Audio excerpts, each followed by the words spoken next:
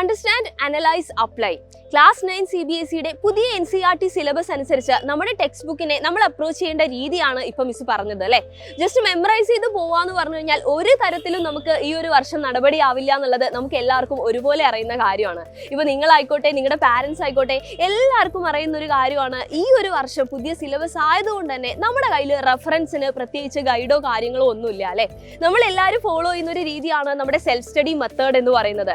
കാര്യം എന്ന് പറഞ്ഞു കഴിഞ്ഞാൽ ഈ വർഷം നമുക്ക് ബോർഡ് എക്സാം ഒന്നും വരാനില്ല. അതുകൊണ്ട് തന്നെ നമുക്ക് എക്സ്ട്രാ ട്യൂഷനോ അല്ലെങ്കിൽ മറ്റു ക്ലാസ്സുകളോ ഒക്കെ വേണോ എന്നൊരു കൺഫ്യൂഷൻ നമുക്ക് എല്ലാവർക്കും ഉണ്ടാവും.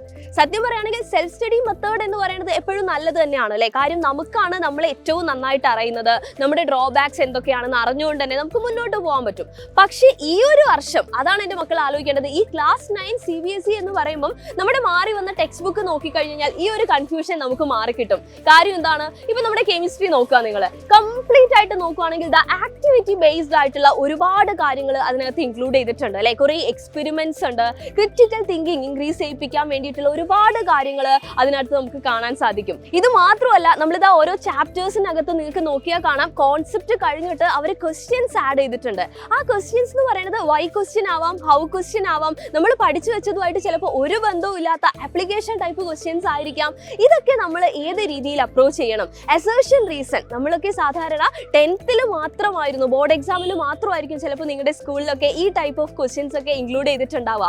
പക്ഷേ ക്ലാസ് 9 CBSEയുടെ ടെക്സ്റ്റ് ബുക്കിൽ അല്ലേ, ആ ഒരു ടെക്സ്റ്റ് ബുക്കിൽ തന്നെ ഈ ടൈപ്പ് ക്വസ്റ്റ്യൻസ് എന്ത് ചെയ്തിട്ടുണ്ട്, നമ്മുടെ സിലബസ് പ്രകാരം ഇൻക്ലൂഡ് ചെയ്യപ്പെട്ടിട്ടുണ്ട്. അപ്പോൾ നമ്മൾ ആലോചിക്കുക, നമ്മൾ സ്വന്തമായിട്ട് പഠിക്കാൻ ഇരുന്ന് കഴിഞ്ഞു കഴിഞ്ഞാൽ നമ്മുടെ ആ ഒരു ജേർണി പ്രോപ്പർ ആയിട്ടാണോ എന്നൊക്കെ നമുക്ക് തന്നെ ഒരു കൺഫ്യൂഷൻ വരുന്ന ഒരു സിറ്റുവേഷനിൽ നമ്മൾ എത്തിപ്പെടും. അപ്പോൾ നമുക്കിവിടെ വേണ്ടത് എന്താണ്, യെസ്, നമ്മളെ സപ്പോർട്ട് ചെയ്യാൻ വേണ്ടിയിട്ടുള്ള, നമുക്ക് സപ്പോർട്ടീവ് ആയിട്ടുള്ള മെറ്റീരിയൽസ് ആയിക്കോട്ടെ, ക്ലാസ്സുകൾ ആയിക്കോട്ടെ, ഇതെല്ലാം നമ്മൾ യൂട്ടിലൈസ് ചെയ്യണം അല്ലേ. അപ്പോൾ അങ്ങനെ നിങ്ങളെ സപ്പോർട്ട് ചെയ്യാൻ വേണ്ടിയിട്ടുള്ള നമ്മുടെ സൈലത്തിന്റെ ക്ലാസ് എന്ന് പറയുന്നത് നിങ്ങൾക്ക് എല്ലാവർക്കും അറിയാം, നമ്മുടെ നിഞ്ച ബാച്ച് തന്നെയാണ്. അപ്പോൾ നിഞ്ച ബാച്ചിലാണെങ്കിൽ നമ്മളിതാ ക്ലാസ്സുകളൊക്കെ പ്രോപ്പർ ആയിട്ട് തന്നെ നടന്നുകൊണ്ടിരിക്കുന്നുണ്ട്. അതോടൊപ്പം തന്നെ ഏറ്റവും ഇമ്പോർട്ടൻ്റ് ആയിട്ട് പറയുകയാണെങ്കിൽ നമ്മുടെ ഇൻസ്റ്റാ ലേണും മൈൻഡ് മാപ്പും നിങ്ങൾക്ക് പരിചയം ഉണ്ടാവുമായിരിക്കും. ഇല്ലെങ്കിൽ തന്നെ നിങ്ങളുടെ സീനിയേഴ്സിൻ്റെ ഒക്കെ എടുത്ത് ചോദിച്ചു കഴിഞ്ഞാൽ നിങ്ങൾക്കറിയാം, അത്രയ്ക്ക് ഇമ്പോർട്ടൻ്റ് ആയിട്ടുള്ള മെറ്റീരിയൽസ് ആണ്, അത്രയ്ക്ക് യൂസ്ഫുൾ ആയിട്ടുള്ള മെറ്റീരിയൽസ് ആണ്.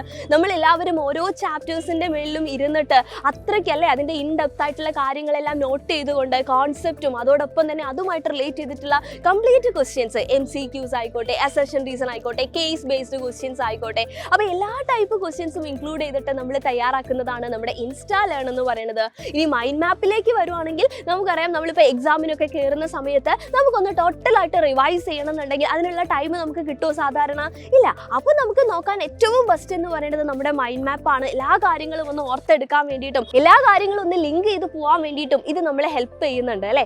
സോ മാക്സിമം നിങ്ങൾ എല്ലാവരും ഈ കാര്യങ്ങളെല്ലാം ഉപയോഗപ്പെടുത്താമെന്നാണ് മിസ്സിന് പറയാനുള്ളത്. കാരണം ക്ലാസ് 9 CBSEയിൽ നമുക്ക് ബോർഡ് എക്സാം ഇല്ല, പക്ഷെ കൃത്യമായിട്ട് അടിപൊളിയായിട്ട് ഈ ഒരു വർഷം, ഈ ഒരു അക്കാദമിക് ഇയർ നമ്മൾ ക്രാക്ക് ചെയ്തെടുത്തിട്ടില്ല എന്നുണ്ടെങ്കിൽ അത് നമ്മളെ ബുദ്ധിമുട്ടിക്കാൻ പോകുന്നത് നമ്മുടെ നെക്സ്റ്റ് ഇയറിലാണ്, നമ്മുടെ ക്ലാസ് 10 CBSEയിലാണ്. അതിൻ്റെ ഇമ്പോർട്ടൻസ് കാര്യങ്ങളൊന്നും ഞാൻ നിങ്ങൾക്ക് പറഞ്ഞു തരേണ്ട ആവശ്യമില്ലല്ലോ. സോ മാക്സിമം എന്ത് ചെയ്യുക, എല്ലാവരും ഈ കാര്യങ്ങളെല്ലാം ഓർത്തെടുക്കുക. അപ്പോൾ സെൽഫ് സ്റ്റഡി മെത്തേഡ് ചൂസ് ചെയ്തിട്ടുള്ള ആളുകളാണെന്നുണ്ടെങ്കിൽ നിങ്ങൾക്ക് റീതിങ്ക് ചെയ്യാൻ ഇനി നിങ്ങൾ ലേറ്റ് ആയിട്ടില്ല, നമ്മളിതാ സ്റ്റാർട്ട് ചെയ്തിട്ടേ ഉള്ളൂ. അപ്പോൾ കൂടെ പോകുന്നവള് അടിപൊളിയായിട്ട് നമുക്ക് സെറ്റ് ആക്കണം. സോ നമ്മുടെ ബാച്ചിൽ കാണാം. ബൈ.